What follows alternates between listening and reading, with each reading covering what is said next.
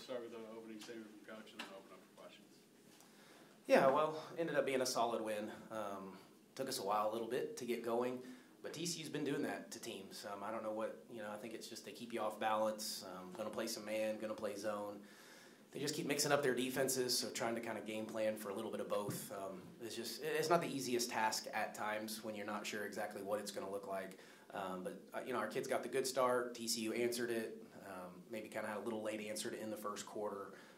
Thought we started to settle a little bit in the second, but then that third quarter was really good. That was us at our best. Got some turnovers, led to some easy baskets. A lot of those steals were, we call them pick sixes, like in football, where you run it back for a touchdown, so the layup. So got some pick sixes that quickly got the separation that we needed.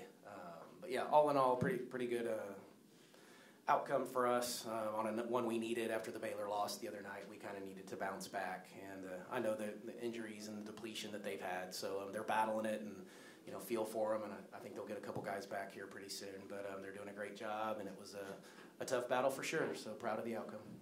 You talked about the turnovers. How much did that help you guys kind of maybe get into a little bit of a rhythm there offensively? You said kind of start wasn't exactly what you wanted.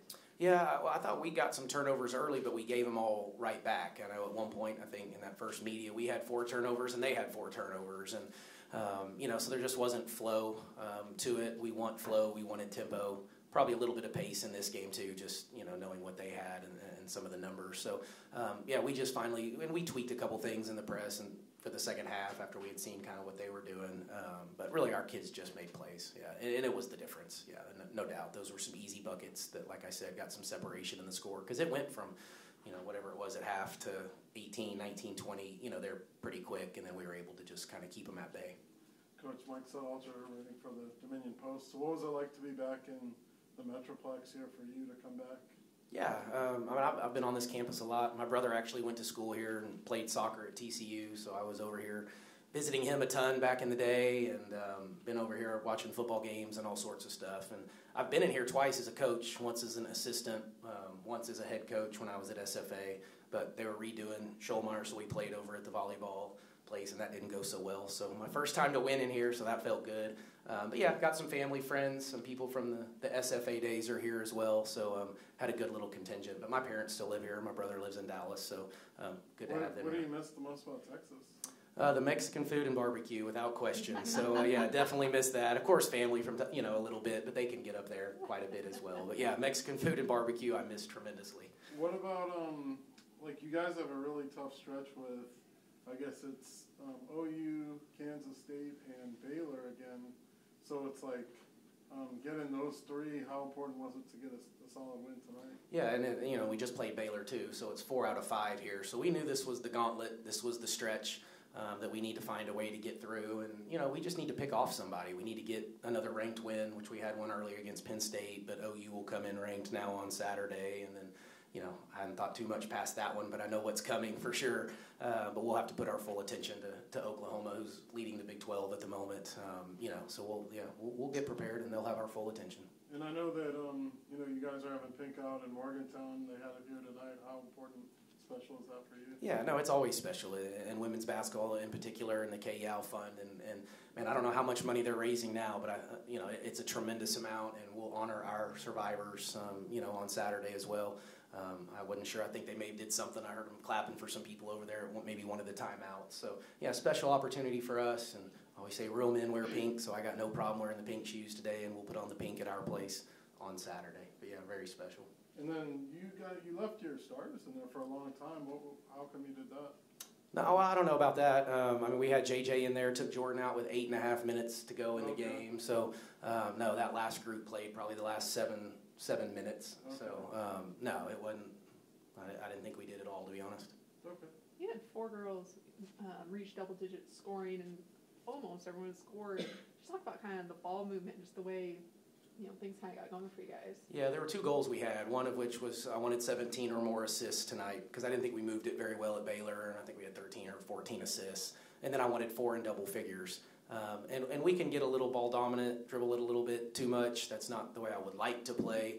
I would like to share it, everybody touch it, kick it ahead in transition, and I thought we didn't do that very well at Baylor, and again, we got a little dribble happy. So, yeah, we moved it, shared it, everybody touched it. Typically, I think when you get an open shot and you've touched the ball, it's more likely to go in. If you hadn't touched it in 3 minutes or 4 minutes, then all of a sudden you get an open shot, you're probably not going to make it.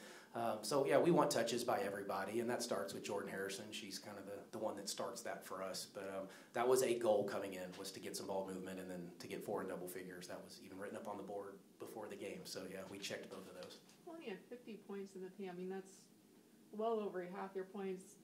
Maybe it wasn't a focus going into the game, but was that something you want to just kind of get inside and get those easy shots? Yeah, that's really every game, and we call it playing from the inside out. We always want to play from the inside out, even though, we're not the biggest team. Obviously, TCU without Sedona is not nearly as big either, but it was, for us, like paint points, paint touches, even if you're not getting points in there, inside-out threes, those types of things just tend to go a little bit more. So, yeah, we were trying to be cognizant of getting it into the paint. Again, at Baylor, we settled for way too many, shots outside of the paint that weren't threes. And so analytically, those people don't like that. They want layups and threes. So, just trying to be cognizant of getting the ball to the rim, and typically good things happen. We just have to do it differently a little bit. We don't have the big back-to-basket dominant necessarily post player either, so we have to do it a little bit differently. And then can you touch on your defense? Y'all did pretty well, and also finishing the night with 16 steals. Yeah, we lead the country in steals, or somewhere in there, first, second, or third, something like that, turnovers 4. So that's a little bit of who we are. That is our identity. Again, I thought we had some early. We just gave them all right back, and then we finally got into that third quarter, and that's what we can do. We can go on a 9-0 run or 10-0 run or 11-0 run pretty quickly, and, if we're up 4 or 5, it can turn to 15, and it just feels like maybe we punched you a little bit, and then it gives us enough separation to finish. Does that give you a lot of confidence as a coach to know that your team can come back when needed? Yeah, and we haven't been down a ton, a lot.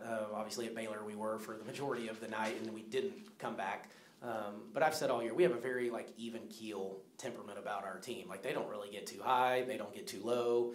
There's times at practice, I just whoa, where is our energy? This is the most boring practice I've ever seen. But they respond, and so I've kind of just chilled a little bit as a coach and become a little less animated with this group because they weren't responding to it. And that's kind of been fun in a way. I've never had a team quite as chill as this group. But every time somebody makes a run, it doesn't seem to bother us. If we're making a run, we stay pretty, like I said, even keel as well. But yeah, they've been a really fun group to coach. Thanks, everyone. Okay. Thank you all. Appreciate it.